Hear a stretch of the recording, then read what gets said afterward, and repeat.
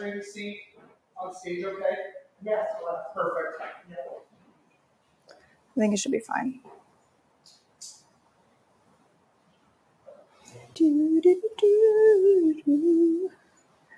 Before we get started, I'm going to invite up Sean, who you all met, checking you in at the back once we're all set up and ready to go. Yay, Sean!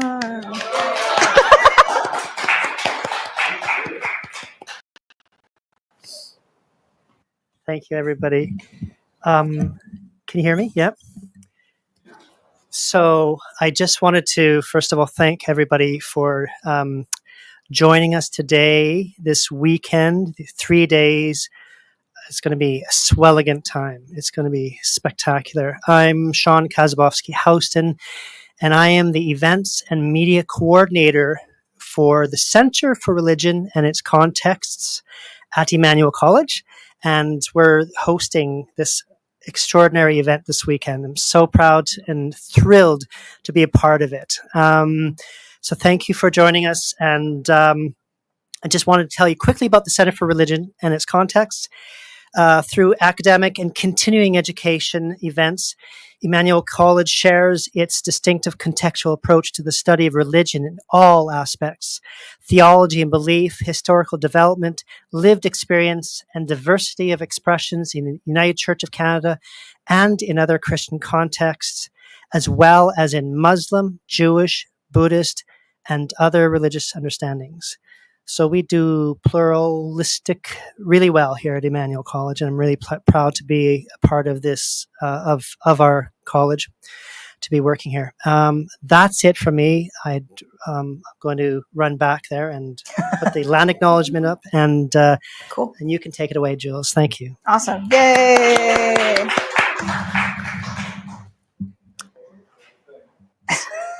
It's okay. They're stuck. They're stuck. So as we wait for Sean to do his magic, I want us all to take a moment and just ground ourselves here. Some of you came from other places. A number of you came from other places in the country or in the US, so an entirely different one. And I want you to just feel supported by the land here today. Maybe on the walk, you got hit by a leaf that was falling from a tree. I know I did. Maybe you felt the wind or the sun, or you were out in the rain last night. Really understand that the earth supports us to be here, to do what we're doing, to continue to live. She always has, and she will continue to do so. And we are all connected to the land, whether we are conscious of that all the time or not. And so we will also share in the words that the University of Toronto uses. So as we gather here together, we want to also acknowledge and respect the sacred land on which we are operating and residing here.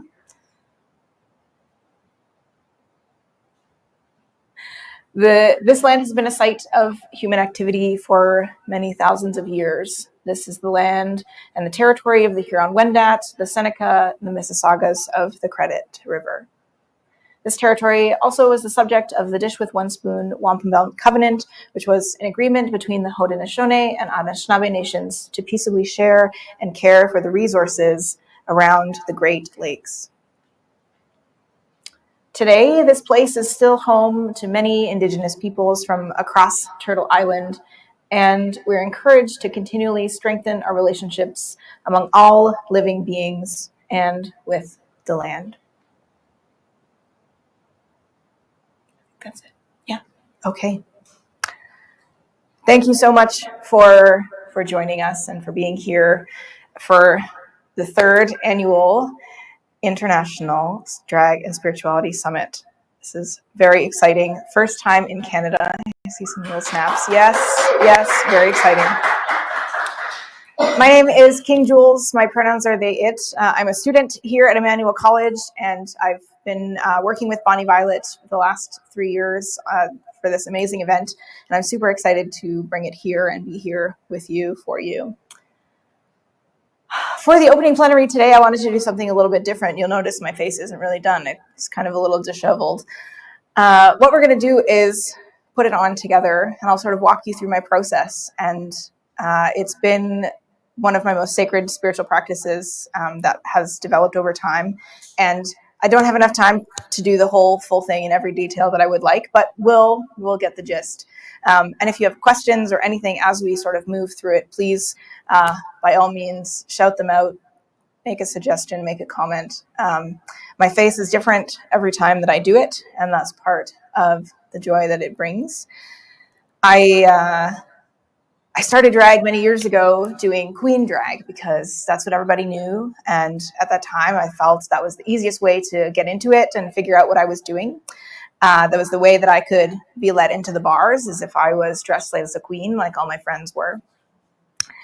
And from there, I met drag kings, and I was blown away with the way that their art form was represented and played with masculinity in a way that was so much more dramatic than I had ever seen, other than WWE. You know, that's quite a dramatic masculinity there.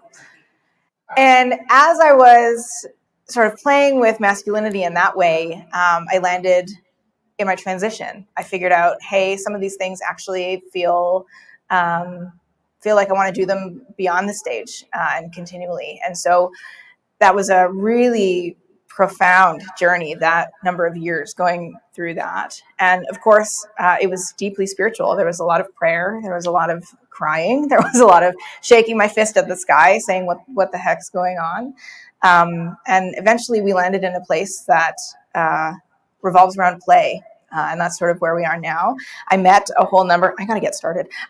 I met a whole number of people that were doing drag, not necessarily to display or play with a specific gender, but to play with what would be an absence of gender or a fullness of more than gender.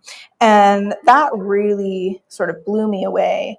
And throughout lockdowns, I had the opportunity to play with makeup and do some more artistic things. It was also relatively autistic, I'm going to be honest, but to play with some more artistic looks that I never really had the time to do before, again, because I was trying to get on stage and figuring out what that looked like. And I felt the lines were quite rigid about what I could do. And so throughout lockdowns and playing with the art, again, this element of play has been quite huge for me. I discovered drag clowns, and it really threw open doors to things that really inspired me a lot, things that I thought represented who I want this character, this persona to be, who I want to embody when I'm doing this. And so that's how we landed here. The line work that I do when I do my base face, again, there's little pieces of it that are different every time. But the line work that I do when I do my base face has taken a lot of inspiration from the way that kings and drag things do the lining on their face, the way that the masculine contour is kind of done. I took a lot of inspiration from that and sort of play with what it means to use those lines in a playful way, to sort of embody this character. Now, this is the part I never get symmetrical here, maybe. So that's a little brief story about how we landed on the clown. And every time that I do a face, it starts with a prayer. And what that looks like for me each time is different. And how it's structured, where it goes, the tone of it, it's different every time. Sometimes it's here we go, can we do this now? And sometimes that's the prayer and we get through it. Sometimes the prayer is like my one yesterday, man, I haven't done this since the beginning of July and I'm really scared. What if for this big moment I forget what I'm doing? Can you be here with me? Can we do this together? And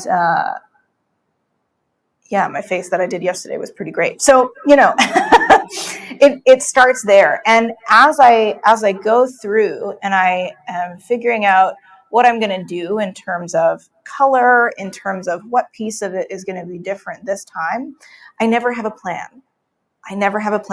Because the spirit will move for me the way that it'll move. And in those moments, things are decided and colors will jump out to me, or I will look in the mirror and I will see where that difference is going to be visually.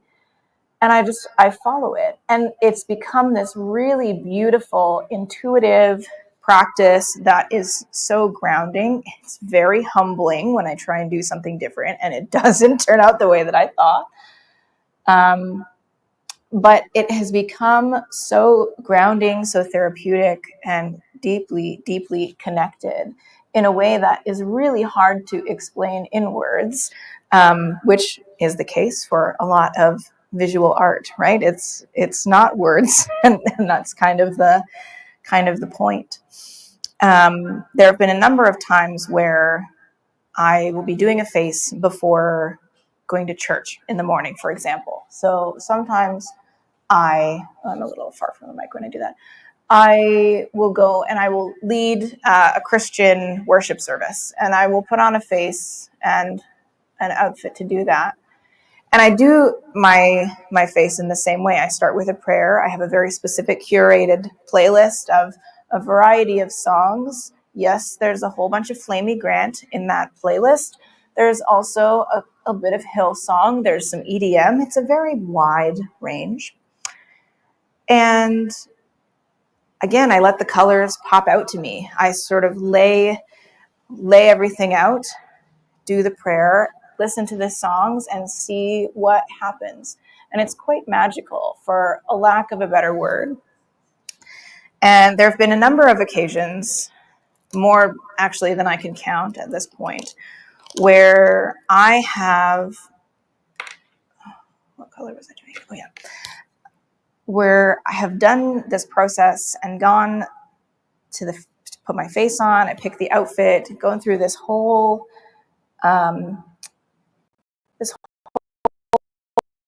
experience with myself. And I get to where I'm going, usually a church, sometimes a community center or a different organization.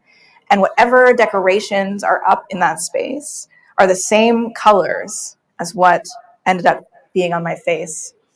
And every time whoever is there always asks me, like, did you look this up ahead of time? Like, have you been here before? I haven't. I don't. And that has been such a really dramatic affirmation for me about how deeply connected this practice is to my spirituality, to the spirit, to the divine, and to where I'm supposed to be and what I'm supposed to be doing. It's, as I said, quite dramatic. And oh, are you blocking the sun? The sun is washing your face. I'm sorry. Yeah.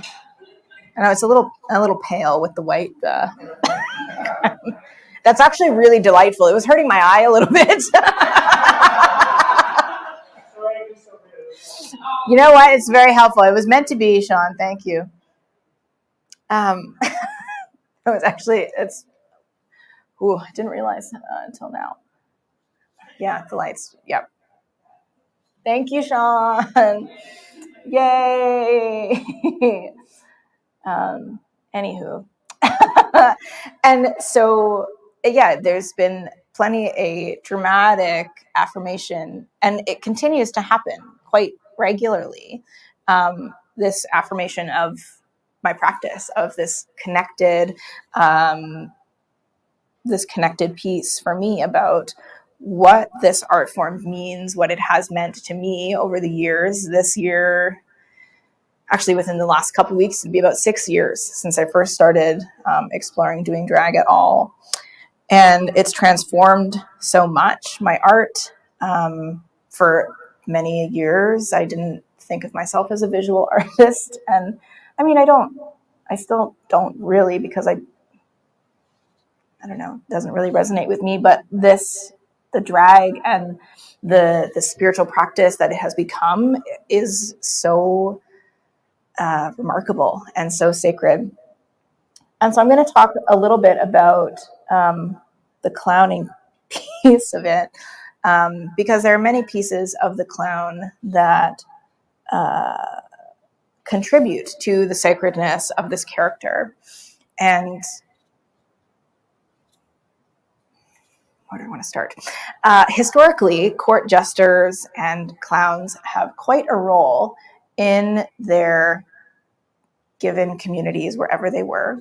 So court jesters, of course, were the ones that could make fun of the king, and they were the only ones that wouldn't get beheaded for doing so. They were the ones that spoke truth to power. They told stories in ways that people could understand them, and in ways that, you know, they wouldn't be as harmful. And in some really ancient communities, the jester or the clown, the fool, and the spiritual leader were actually the same person for a number of reasons, but a lot of that revolved around the building of trust that comes with the pull and the tension that clowns, jesters usually rely on. If you've ever seen a clown interact with a scared child, you'll know what I mean. A very common bit that clowns do when the child is afraid is to be more afraid of the child than the child could possibly be of the clown. And all of a sudden there's this power shift where the child feels so powerful, they feel big, they feel larger than themselves, and that fear starts to melt away, and this relationship is built.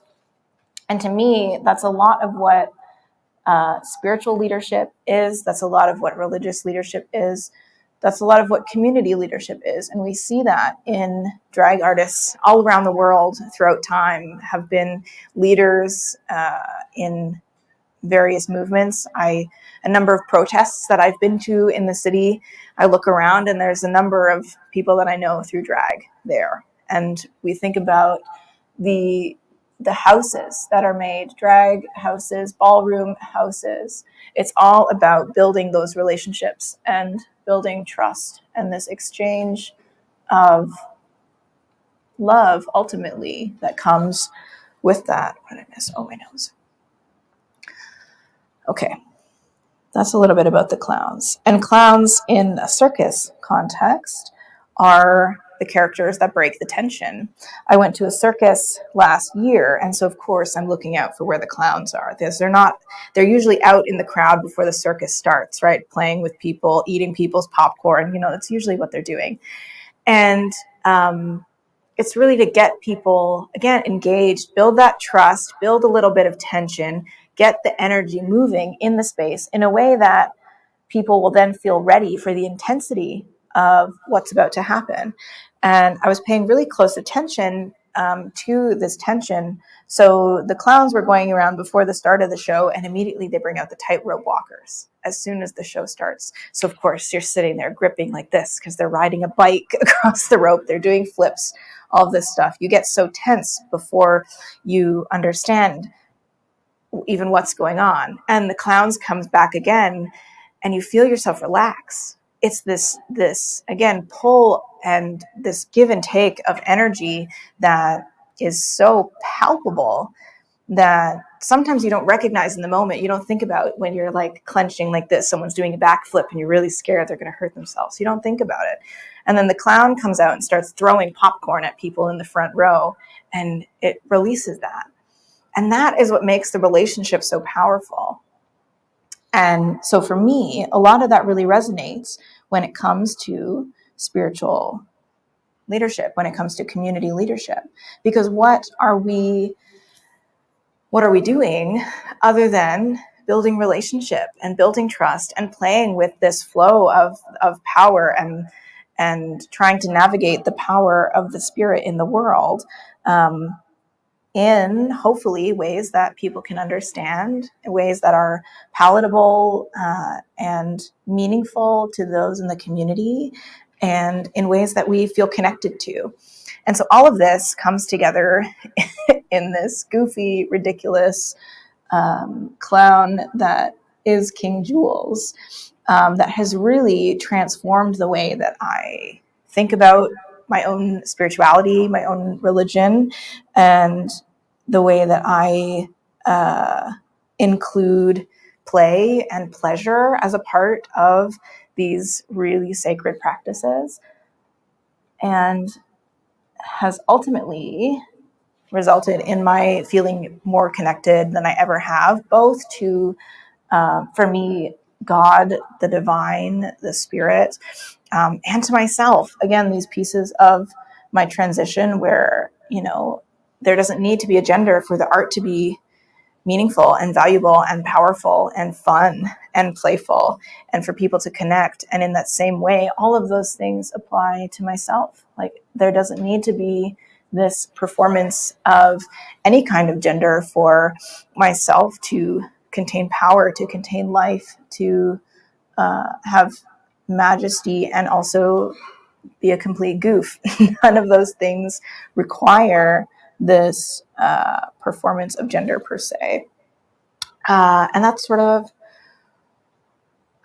yeah, like, I didn't expect to get really emotional talking about this, but here we are.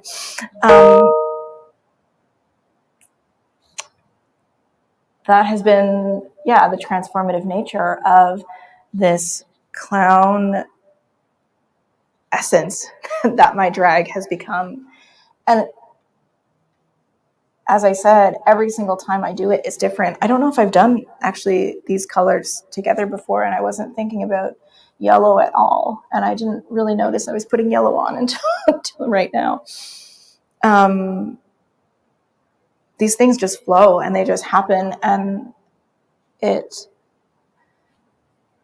is both beyond me and so deeply ingrained in me that there's no denying the spirit of the drag. There's no denying the spirit at work through the art, through the community that comes from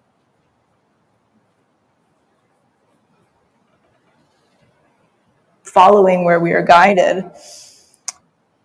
And it is, as I said, one of the most sacred things in my entire life. So what I'm doing here, I'm just going to get a little practical so I don't start crying the makeup off. As I said, some of the lines that I do are inspired by a lot of the lines that kings will use to dramatically define their face.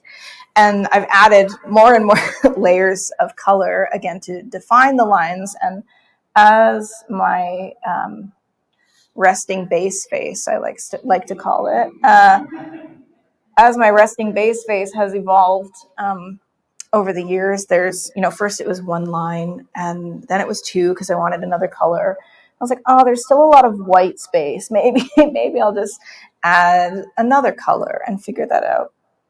And there's sort of a system that I follow in which the three colors in the lines have their very own pattern. And the color that is used on my eyes and the lips are usually the same, and that's usually the accent to all the other ones. And as I was pulling out my makeup to set up the table, the purple lipstick literally flew at me out of the box. And so that, I think, was a very clear sign. That's the color we're going with, is this purple. And in this palette, there's literally an exact match to the purple lipstick. So that's sort of where we're going with that one. And I started using, we'll see in a minute here, I started using some black, white, and other colored lines to accent some of these as sort of an homage to pop art, to the club kids, to Andy Warhol. Our history as queer people is very important to me. One, because it's hard to find. It's hard to learn about unless you know a little bit about it already. And all of those people that existed and lived and fought and made art and loved, they did so in a way that allowed for us to be here and do those same things. Try and hold those pieces in my art as well, because to me that's also deeply spiritual. I think we are connected to all of those who came before us. We carry them with us. In my own practice, that's sort of my view, is we carry these people with us. I carry with me the people at Stonewall who were throwing the bricks. I carry with me the artists who were so provocative that the world changed. I carry with me the people that made houses with their kin because they didn't have houses of their own. That's the legacy that informs me, that informs the art, that informs the way that I do everything that I do.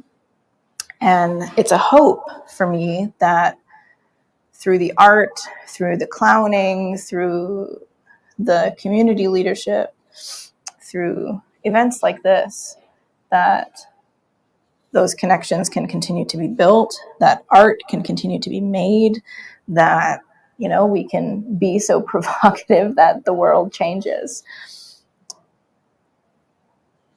That's the dream. That's the spirit of the drag and all of this for me, is that we have that power. We have that power to connect to each other. We have that power to connect to the spirit, to change the world, to be provocative, to play, to have fun, to be revolutionaries, and whoever we want to be.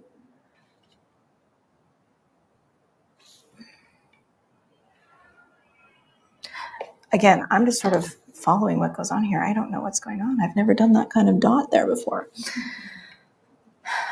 This is one of the first times I think that I've done a face in public like this. So this is an exclusive experience for you all.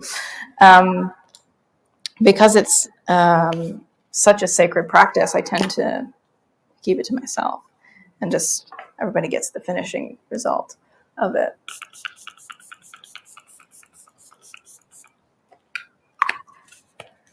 I'm curious, as we continue, if folks have any questions or comments, if anything that I have said so far has maybe struck something with you. Yeah. Oh, sorry. We'll get folks a microphone to ask questions. I didn't run this by the tech team first. Again, I'm just following the spirit here. The first question that was asked is if I've read Sasha Velour's book, The Big Reveal. I have not. Is this I will take that recommendation, though.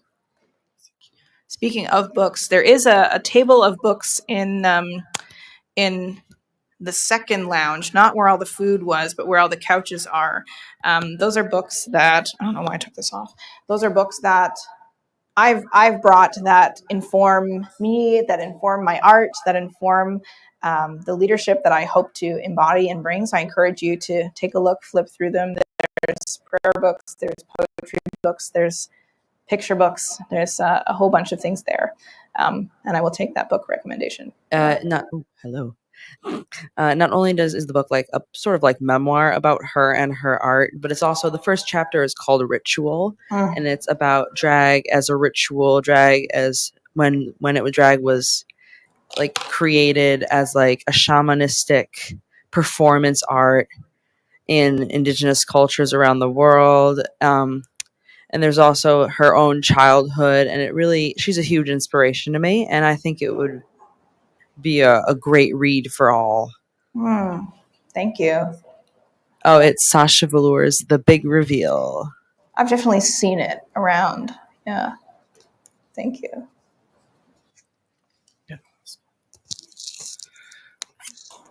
There's never a moment that we can't talk about clowns without thinking of the great Stephen Sondheim's lyrical genius and song, Send in the Clowns. In the spirit of that, I wanted to ask, Julez, what is your earliest memory, and was it joyful, with the clown?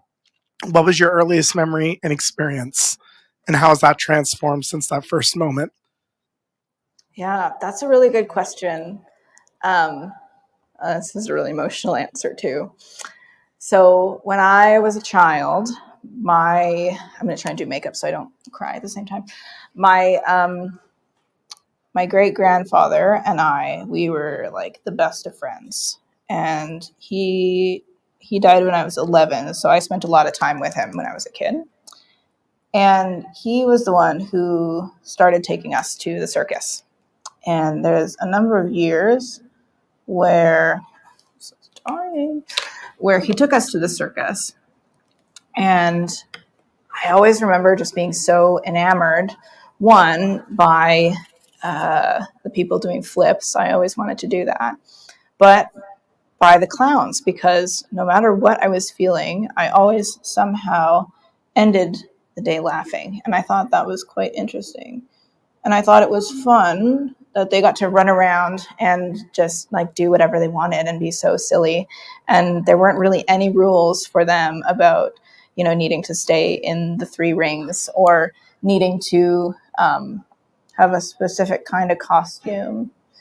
And I didn't put these pieces together until very recently about the influence that my granddad taking me to the circus had on me as an adult.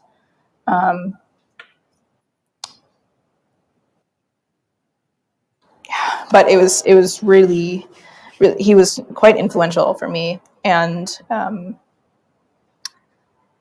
yeah. And I remember once he took us to Cirque du Soleil rather than, a little local circus. And I remember being blown away by the spectacle, for one, but again, how somehow there was still a clown there to make everybody laugh. It was this big, serious production that had so much going on, and there were still moments to just sit and laugh and be silly. And that was sort of like I think that was sort of a piece enclosed in ice, like in my mind, that I didn't know it was there. And after I was exploring, the drag for a while, the glacier defrosted, as it were, and all of this started flowing back to me. I was like, oh, yeah, okay, this makes a lot of sense. There were a lot of moments that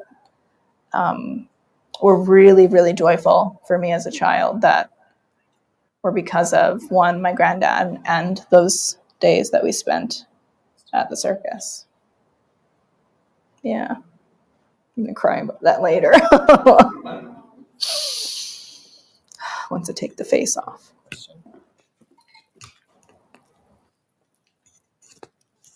When you're talking about colors that you've chosen for like a palette, does that also come out like the colors that should pop out to you for your drag persona? Because I'm just starting off like new, and I just want to make sure I get the best design and the best colors for my drag. So, Yeah. Well, I'll tell you this, the colors are different every time. There have been some times that I, will do a pattern that I've done before, but very frequently it's different, or they're in a different order, or, something about it is different. And I will say this, I don't think there is a right color or a right way to do it. It's an exploratory journey that you go on. And I don't think the journey ever stops, personally. My drag has been evolving over the last 6 years, arguably my whole life, but the last 6 years specifically. And I think it will continue to change. I don't think this is how my drag will look 5 years from now. It's certainly not how it looked a couple years ago. Some of the photos that are in the promotion are from 2 years ago even, and it's quite different now. So I would just encourage you to try and feel it And, just know that it's this journey that you're going to go on, and you can play and have fun. Thank you. Yeah.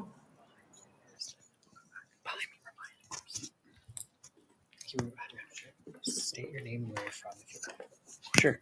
I'm Chris from Vancouver. Hi. Vancouver. I'm wondering about the shadow side of drag. You kind of touched on the court jester, and when I did drag, we could get away with murder, in terms of the things that we would say and do, but it also brought out in other people sometimes their worst fears. Yeah. And also for a lot of us who did drag, there were these characters that kind of emerged that people would talk about as sort of like a darker side of the psyche. Like, so in terms of that inner world, has it done anything in terms of evoking those pieces of shadow self? That kind of? That's a really good question. I think tuning into the playful goof has, for me, shone a light on the shadow when I'm not in drag, because this persona gives me so much power. I have so much fun. I have a wicked stage fright that I didn't think that I had, that now I have to figure out what it means. But it's really shone a light on, for me, where my anxieties are, and what about the clowning and the silliness gives me that power. How can I hold on to that? And also those pieces of myself when I'm not in drag that maybe I don't like, or that maybe don't serve me very well. Like perhaps being a people pleaser that doesn't know how to set boundaries, right? How does that feed into my drag? And where does that impact the clown? So it's sort of this this web that goes back and forth, that is a lot to navigate and work through. I talk to my therapist about it a lot. And for me, over time, it's sort of been I don't think I'm necessarily separate from the clown anymore. I think sometimes I have the makeup on and sometimes that I don't, but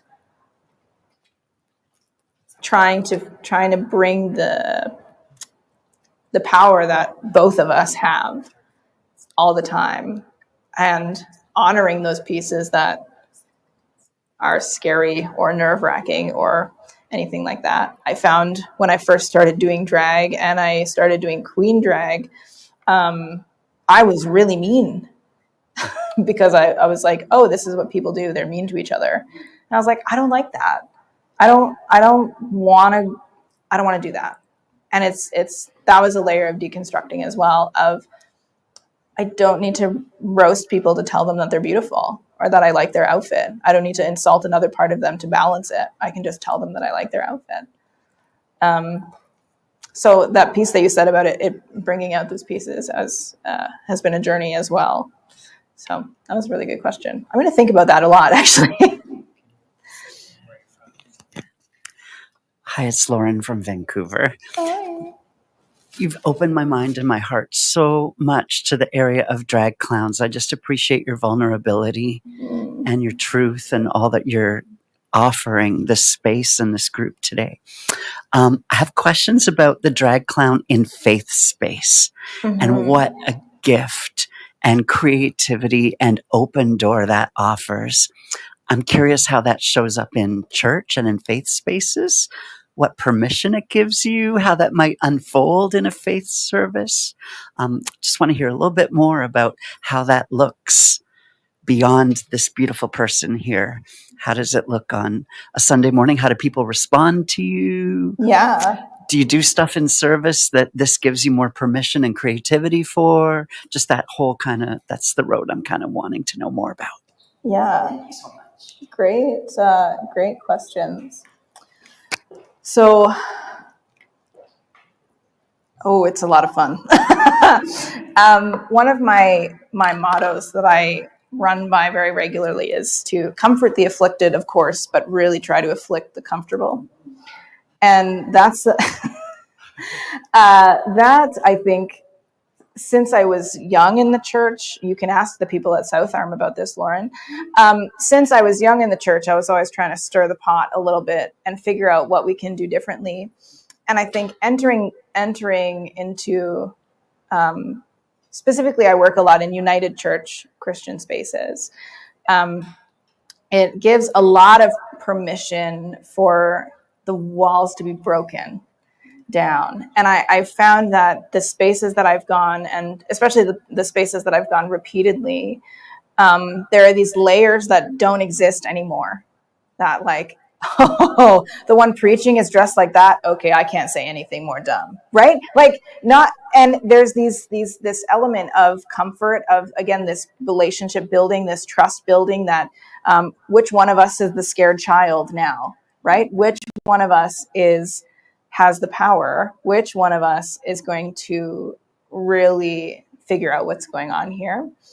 And last year here, there's a couple people in this room that were here for this. We did Clown Chapel at Emmanuel College, and it was less focused on the drag part of it and more on the clown part. And an example, say, from that was when we were serving communion, every time someone came and took a piece of bread, we honked a rubber chicken. It was great. And it was the goofiest thing I've ever been a part of. And I've had so many of my classmates tell me that it really revolutionized how they thought worship could be because it was so much fun. And that is part of what I love about this is pushing people to think, A, what about this is making you uncomfortable? And why are you uncomfortable? Let's hold that for a minute. Let's sit there. And what does this mean for where we can go? There's so much out there. Yeah. All right. So our next question is actually coming from our live stream, and Anna Maria is going to ask you that question here in just a second. Hello, everybody. Here from Boston. So we have this question from Rick Brown. Why is it important to you to connect this journey, not just with the world, but specifically also with communities of faith? Let me read it one more time. Why is it important to connect this journey? Why is it important to you to connect this journey, not just with the world, but specifically also with communities of faith? Great question, Rick. Thank you. There's many answers to this question. I think personally for me, I've been involved in communities of faith since I was very young, and my faith is a huge part of my life. And again, I've always been sort of, how can we do this differently? What's out there? What are the possibilities? How can we explore this together? And that really excites me. There's been a lot of harm that's been caused by communities of faith that needs healing on both ends. I think a lot of queer people have healing to do, and that's really hard to do when the communities of faith haven't done healing either. And so that piece of it is really important to me as well, being able to help facilitate some of that healing, community building, again, pushing and pulling this tension, relieving tension, building that up. And I think it's really integral to communities of faith if we are talking about embodying love and trying to change the world to be a better place, to help people feel connected and loved. That's, for me, what this is all about. So it all fits really well together for me. I hope that answers that question. Hi, Jules. I'm Catherine. I'm from here. And I have always really loved the way that you articulate like clown theology and the idea of like upending expectations and all of that stuff. I'm still doing pretty gendered drag right now, and I kind of struggle to, and maybe I don't know, it feels very self-indulgent to me. Like I get to be up here and pretend to be sexy in a different way than usual. That's really fun for me. And I'm wondering, I guess, if you could talk about the transition for you from this being something that you're doing for yourself and for self-exploration, and where that aligns with it being bumps into it being a gift for other people as well. That's something that's really important to me in anything I would consider a spiritual practice, is that it's not just for me. It's something I can bring back to a larger community. And maybe that's not true for everybody, but it is something I'd love to hear you talk about, because this is such a big part of your experience of ministry. Yeah, that's a really good question.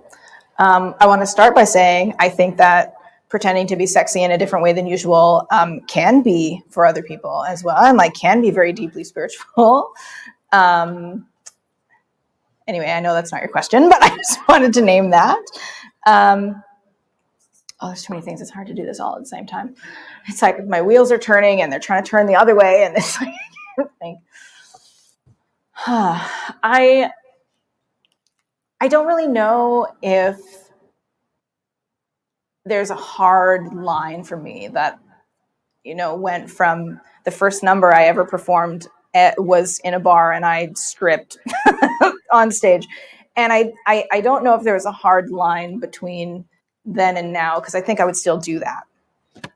Right? I think there are layers to the art form that drag is, where for me, being able to connect and feel connected to the divine is part of the spiritual practice. The ministry that I do while in drag is the part of it that is can and is for other people. The art itself is for me. And sometimes that's, being sexy on a stage. Sometimes that is doing a number to Rafi's banana phone and throwing bananas at people. And sometimes that's preaching a sermon. And there are many ways for me, I think, in which it's all encompassed. Again, it's sort of like, where am I guided today? Where are we going? And yeah, sometimes I would say the outfits that I wear to church are pretty risque, and I wouldn't wear them to every church. But again, the art form is broad and diverse and so much fun to play with. So I hope that answers your question a little bit. And King Julez, you have about 15 minutes left, which would include the spiritual moments. Yep. So you're welcome to do with that as you will. Cool. I just want to hold a moment in case there are any other questions, because I will happily dive into the spiritual moment, because this is really fun. Sorry, I'm double dipping. Can you talk about the homiletic piece? Like when you're preaching, like how far do you go with the uncomfortable push? As far as they will let me. Give me examples. Yeah. I need concrete for inspiration. Yeah. Okay. I love making people uncomfortable with preaching. So first of all, I'm really interactive. And if people want to sit in awkward silence, cool, I'll sit there with you until somebody responds. That's really fun. Again, super uncomfortable. Sometimes I will do a little wah wah, something like that. If nobody is responding, and I'll make direct eye contact with maybe somebody I know, or the woman that welcomed me at the door, there's a lot of that. I really put in a lot of jokes. I really emphasize the fun and the play as part of what I'm trying to bring. I think especially in the United Church, people have this need to be serious, even though the United Church is like the furthest thing from serious that I've ever experienced. And so I really like to play with that. And sometimes there are little sly quips that, a couple people will chuckle at. Sometimes I'll talk about, hopefully when I'm introducing the character to them, I'll say, court jesters didn't get beheaded. Hopefully you won't behead me. And there are layers like that. And I really like to push with the themes, right? I don't like to settle in the, yay, we're all loved and everything's great. Be so for real. We all live in the same world right now. Everything is not great. So once we break those barriers of, okay, we're done with the tension. I'm up here dressed like this. We can go here, because there are other things going, like these layers are not there anymore. We don't have to worry about, are you thinking I'm going to say something weird? Yeah, I'm dressed like this. Like, okay, I'm going to say weird things. You're going to be uncomfortable. We're going here. And so, I've preached sermons on what it was like at the student encampment. And people have given me the feedback that, they were nervous when I walked into the church wearing the keffiyeh, but they were willing to listen because they knew that I did different things. Right. And so there are these elements of like, tearing the basic barriers away so that we can go here. Because I think this is where we need to be. This is where the transformation is going to happen. This is where we're going to build community. This is where we're going to change the world. We're not going to change the world up here, worrying about if we're being weird or not. Hope that answers your question. Okay. Whew, I got chills talking about that. Ooh, I felt that in my body. Okay. So what I'm going to do now, I'll finish my face later and put on my wig later so I don't look sort of half-baked for you all day long. I'm going to facilitate a meditation that some of you in this room have heard me facilitate before, but I invite you to hear it with different ears than you've heard before. I think I actually used it with part of my plenary last year too, but it hits you differently every time. Every time I do this meditation, it hits me differently. And so I'll invite you, wherever you are, if you're watching this live online, or you're rewatching it on YouTube, or you're here in the room, I'll invite you to find your space, whether that's on the floor. I'm a floor guy. Whether that's on the floor, whether that's laying across a couple chairs. If you want to stand, you can also move around as it sort of happens. Please find a way to land in your body, or try and land in your body, or maybe think about your body a little bit. I'm going to stand while I do this. I can't be sitting down while I read this. And we're going to go on a journey together. This meditation is a lot of traveling in various directions that maybe this will make sense for you, and maybe you'll just sit here for the next 10 minutes thinking again that I'm just being so weird. And that is also the point. Okay. Thank you so much. Also, all of you, for your questions and for your engagement. And if you have more questions later, come find me. Yes, I'm seeing people sprawl out. Perfect. Whenever we're here in the chapel doing anything, I'm always pulling out cushions and sitting on the floor and getting comfy. So this is a meditation originally written by someone named Oran Miller, and they have noted that these meditations are an intentional way to drop into your body, your mind, your spirit, and feel yourselves in connection with the power of the environment and with community, with queer community, with trans community, with the people around you. So I'll invite you to try and envision what that feels like. And I'm going to ad-lib a little bit. So we'll see where we go. So drop in and notice how you feel right now. Feel physically, feel emotionally, feel spiritually. Being here in this moment, wherever you are finding yourself. Bring your attention to the level of sensation in your body below your neck. What can you feel? Does the room that you are in, whether you're here in the chapel or elsewhere, feel warm? Do you feel cool? Do you feel the breeze coming in through the windows? Are you experiencing anything positive or negative related to your digestion? Maybe the coffees you've had this morning? Do you feel nervous? Are you sore? Is there any joy or grief coming up for you? Remind yourself there's nothing to fix. We are here to notice.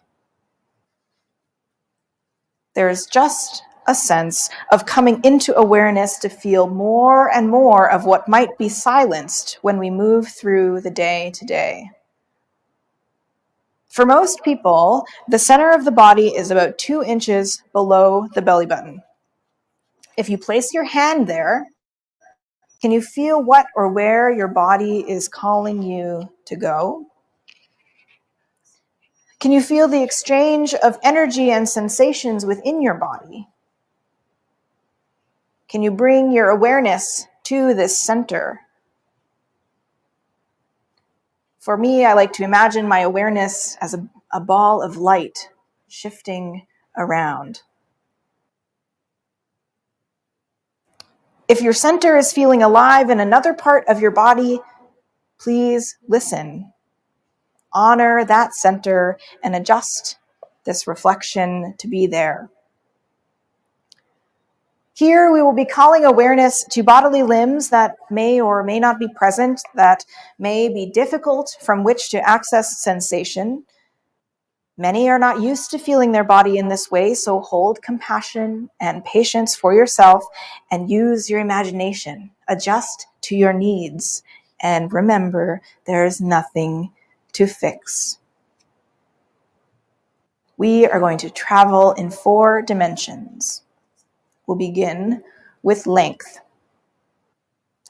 Feel your awareness and move it from the center of your body down your legs, into your feet, through the floor, dropping further through the layers of the ground, into the water table, even deeper through the mud and the clay and everything to the core of the earth. Allow gravity to have more and more of you bit by bit. Feel the warmth of the magma. Take a moment and connect with this length. Bring your awareness back up through your feet and your legs. Shift it up through your spine, through your neck, through your head, and extend it up into the sky. Can you feel your length in all of its entirety? Core to sky, to atmosphere. Some link this length that we have to our dignity. Can you feel your dignity in your length and your extension? Can you feel your dignity from core to atmosphere?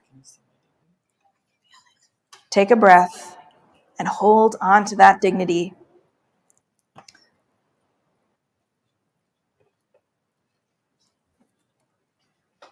Now unfurl from your center out to your edges like a flower in bloom. We're going to move to our width. How does it feel to move from your center to the edge? Our width is about our right to take up space and about connection with our environments and all the people around us. How do you feel your connection to others? Can you feel yourself as part of a massive circle of connection? There are people who you share dreams with in this circle who you've never even met. Our width is about taking up space. Relax and open up in your width. Remind yourself that you have a right to be here. Can you widen yourself even more?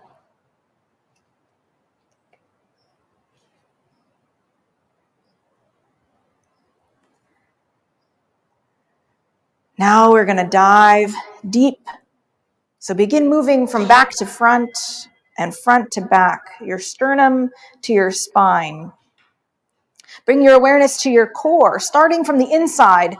Can you soften your belly, soften your lungs? We're going to create some space to move around in the depth. It can be helpful to remember that there's a back and a front of your heart.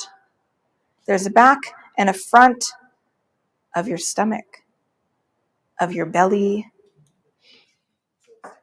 of your pancreas. All of it has a back and a front. To look back, to extend back, is to touch where we come from. We can reach our ancestry and our past experiences there. What and who is at your back? Who has been a wisdom bearer for you? Who taught you about feeling good in your body? Who supports you to be here today? Your back knows all of that. Breathe into your back. You might feel sensation over narrative, a twinge, a tightening, a pain, an injury. Listen with your senses. Call upon gender-expansive ancestors and all of those who have come before us who inspire your becoming. Can you feel their support and their love for you in your back? Coming through your body to the front, feel your face, feel your chest, feel the very front of your toes, maybe in your socks or your shoes. The front of us faces what is to come, what is ahead of us, mystery, unknown, and the world that we get to shape together. Do you feel something growing here in front of you? Feel yourself here in this dimension, behind and ahead. We are holding the flux.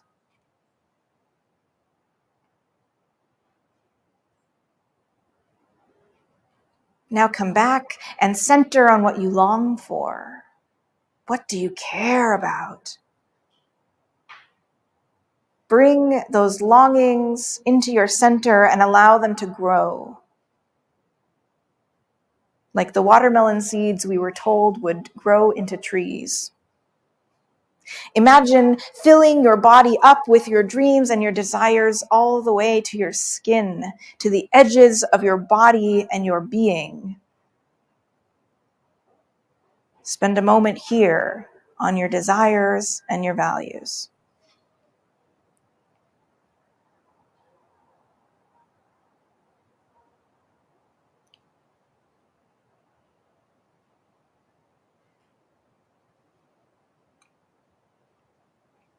As we begin to come back to the space, remind yourself that all moods and responses are welcome. There was nothing to fix. There's not a better or a worse mood, a correct or an incorrect response. There is room for everything here. Offer yourself thanks for entering that space, for going, traveling, and for all the information and sensations that came, no matter how clear they were. And make an intention with yourself to come back and visit those feelings that want to be noticed.